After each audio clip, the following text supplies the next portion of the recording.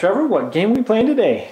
Alien Frontiers. Sweet. And do you like Alien Frontiers? Yeah, I do. Ooh, why? Because of just the theme. The theme is really fun. I like the variability, and the dice are really cool because they're colored. Oh, sweet. Let's take a look at those. Oh, there we are, zooming down on this planet. Yeah. Cool. Looks like there's a lot of stuff, a lot of options. Is it very confusing? It might look confusing at the first glance, but once you know how to play it, like all other games, then it's pretty simple, pretty easy. Alright, well cool. Well, what is the point in Alien Frontiers? The point, of course, is to win. To win, you get the most points. Over here, your rocket ship, there can be up to 4 players. You pick a color, and whoever has the most points at the end wins. By getting points, you place your colonies, which are here in the 4 colors, on the planet here to colonize the planet. You get points for that. Sweet. So, how you do that is by rolling dice. Every person starts out with 3 dice of their color. So say I was green. I would have 3 dice to start with. You use your dice in one of these stations around the board that has these square spaces. So all those big squares are for dice placement. Sweet. Okay. So what you do is you roll your dice, and based on what your dice roll is, that tells you where you can put your dice. So you can plan a lot of things of what you want to do, but it all comes down to your dice. It comes down to the dice. Yeah. Okay? So that's another thing I like. It's the mixture of luck and strategy. Nice. So I'll start down here. What the colonist hub is for every dice you put on there, you move your colony up 1. So if I just put 1 dice on, I put it up. It doesn't matter what number is on the dice, you only move it up 1 for however many dice you put there. So that's what those little symbols are around the board. I see down there the question mark. That means any number. Move it ahead. Okay? Right. Great. So the next one is the shipyard. If you roll 2 numbers that are equal to each other, so if I rolled doubles, 4, I could put doubles here, 4. But then there's these symbols down here. The oranges stand for energy up here, and the grays stand for ore down here. And I'll get to those in a second, but what I would do basically is, if I played doubles, I'd pay one of those, each of those, to get another ship for my next turn. Your dice are ships. Sweet. So now I have a 4th dice, and that's how you get more dice. For your next turn. Right. Terraforming is like quick, easy colonies, except you need more than 3 dice. If you only have 3 dice, you cannot use a terraforming station. Okay. What it is if you roll a 6, you can put it there, and you pay that, and you immediately place a colony on the planet. But then, the catch is this dice is now out until you buy it again. Oh, so that's what that red is. So that's why you can never go below 3 dice. Sacrifice a 6. Okay. Right. So that's one way to immediately get a colony out there. Right. Sweet. Then this solar converter is based on here. You put a dice on here, and that's how much energy you get. If I put a 1 or 2, I'd get 1. 3 or 4 or 2, and etc. And so if I put a 5 and a 3 on there, I'd get 3 plus 2, so I'd get 5 total energy. Nice. This orbital market is, again, if I roll doubles, I can pay for how many pips are on the dice, so 2, it would be 1 energy times 2, so 2 energy for 1 ore. Okay. If I rolled double 3s, it would be 3 energy for 1 ore. So ore must be critical in this game. Yeah, ore is pretty good, and it's usually pretty hard to get. Okay. I'll get to that. Alien Tech cards are these cards over here that'll modify your dice rolls. They can really flip the game. I like getting these cards. They're fun. But what you do is, if you have to put enough dice to equal 8 or greater to take one of the cards. Okay. If you don't like any of the cards, you can put down any number that's less than 8 and reshuffle them and put out 3 more cards. Okay. And these are cool because they give you, as I'll zoom in on a few, they give you different abilities. Right. Which some of them are going to let you do dice rolls. Some are going to add, change your dice, things like that, or even give you victory points. Yeah. Sweet. So I like getting these cards.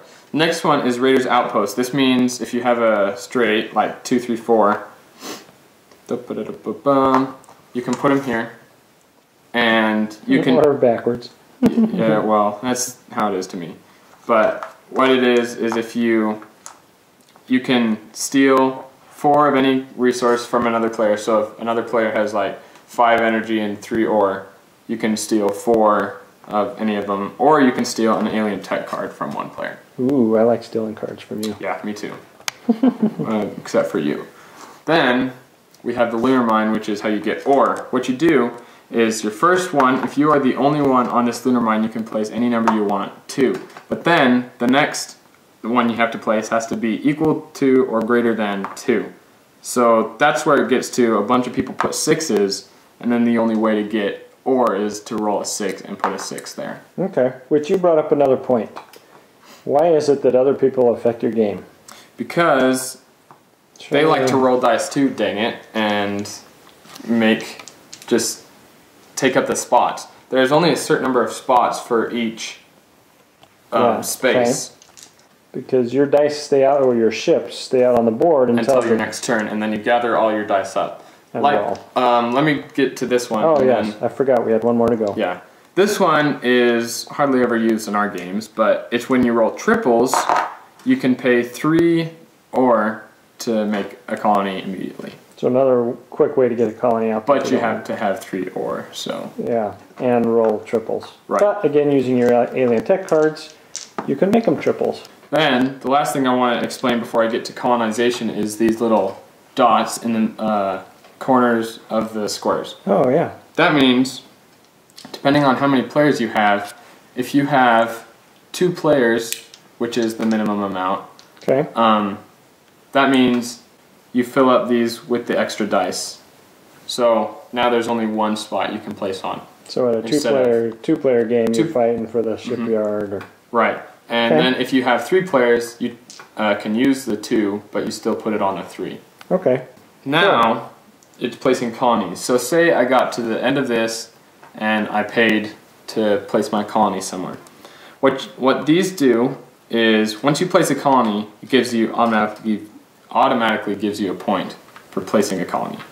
Then, if you have the majority in that section, represented by these dotted lines, you get another point. So if you control a section, which means you have the majority, you get the bonus of that section and another point. Sweet.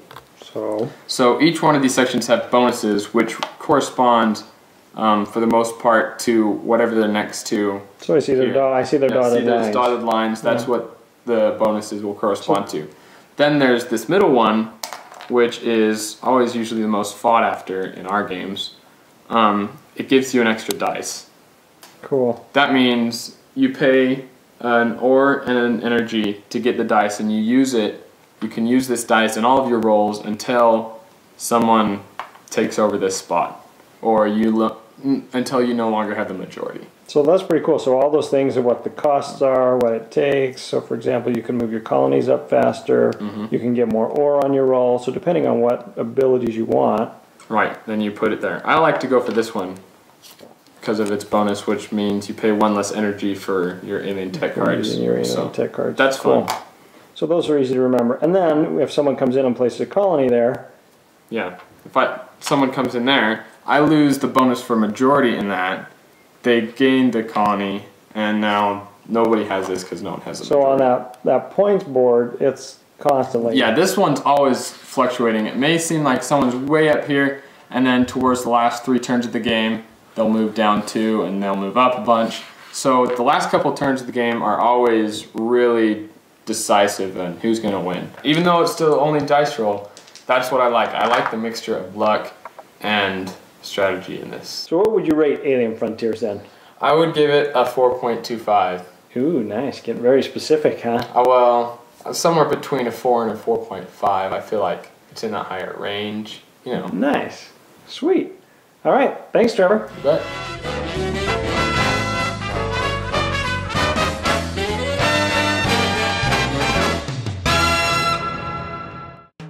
Thanks so much for watching the Dice Tower videos. Find more great videos and reviews, as well as our top-rated audio podcast at Dicetower.com. You can also find other great shows at Dicetowernetwork.com. I'm Eric Summerer, and you've been watching The Dice Tower.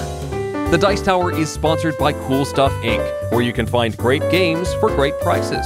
Cool stuff in stock. Check them out at CoolStuffInc.com.